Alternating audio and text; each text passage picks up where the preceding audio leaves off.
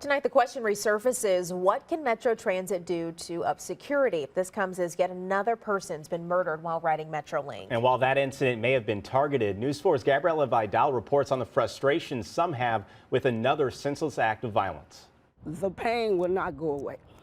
It's going to keep coming, and it's devastation. When Deidra Smith learned about the fatal shooting on a MetroLink train over the weekend, she says the memory of her grandson's death on a MetroLink train back in 2019 came rushing back. He was a college student. He had his whole life in front of him, and our family has been devastated because of what has happened, and now this has happened again 3 years later. Her grandson, 19-year-old Lundy Blue, was shot inside a MetroLink train at 5th and Missouri in the Metro East. She's concerned safety still hasn't improved since. This didn't happen again to someone else's family. Bi-State Development, which operates the Metro Transit system, tells News 4 in part, quote, "This random act of violence is truly disappointing, but our transit community is worth fighting for."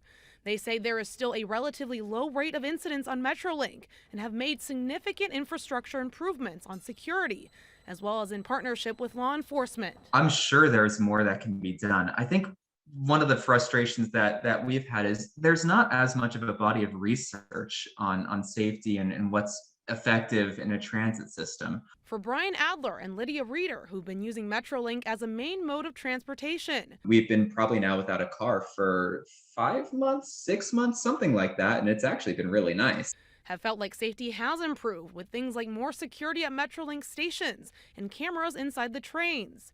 But one way to make things safer is increasing ridership.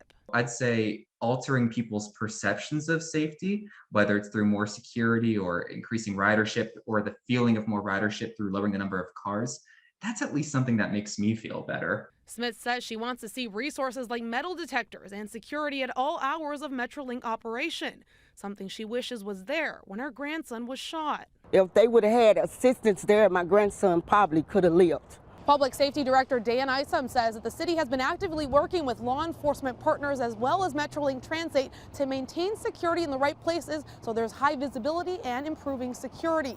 Gabriela Vidal, News 4.